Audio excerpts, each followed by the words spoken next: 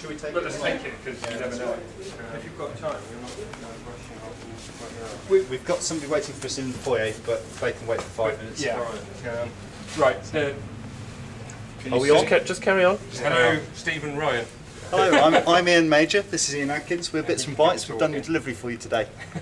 Ian will now tell you what you need to do on the machine. Right. Those wires actually going to be better fed in there, and that'll be better clipped into that one.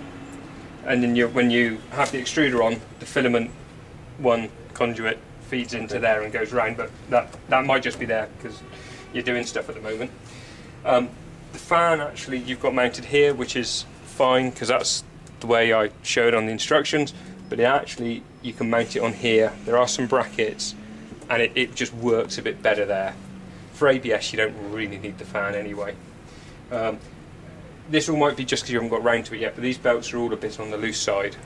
But the key area I think you're going to have trouble with is these nuts. That won't work. You won't get a good drive on that. You'll miss steps when you drive it.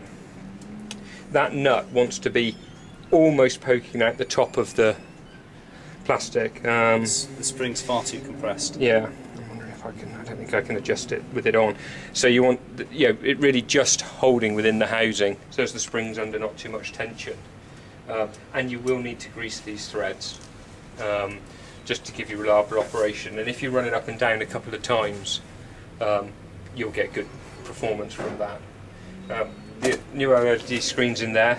You just look at the sort of instructions on the site. If I'm hoping you've got the latest instructions, but download the latest if you haven't. You probably have. But otherwise, it's looking pretty good. That's well underway. That's how it should be.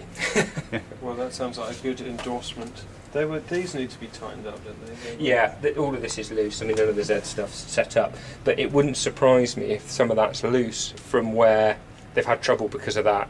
I don't think they've had the Z going. I've seen them. I've seen this right. moving. These want to be. This one particularly. I mean, that's way too loose. That wants to be quite a bit tighter, and likewise. But no. On the whole, it's looking as it should look. Okay, I'm sure there's lots of questions they have to ask you, but they can email us or stick them on the forum. In case they haven't been to the site recently, there's a forum that's recently up, and there's a blog that's up now. The blog's got useful information going up from some of the people who've been going for a while, and the forum, there's all sorts of stuff starting to appear, so please stay in touch with the site. Give us a shout via email if you need any help.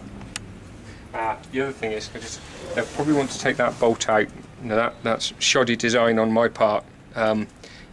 But when that comes up, it can catch on this part of the carriage. When it homes and does all its stuff, it can hit here. Show me again. This bolt here. Okay. Just that one? Yeah, right. It'll run fine with just the front one if it's tight, because that literally just has minimal force on it. So that's about it. But yeah, otherwise, looking. Yeah, well done, Stephen Ryan. Keep up the good work. Good to see you got a good machine, and hope it's working for you soon. Your filament's all here, so you can get printing as soon as you like.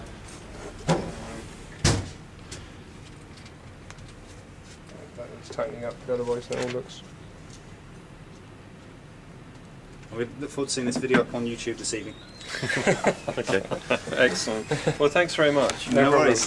Thanks for your time.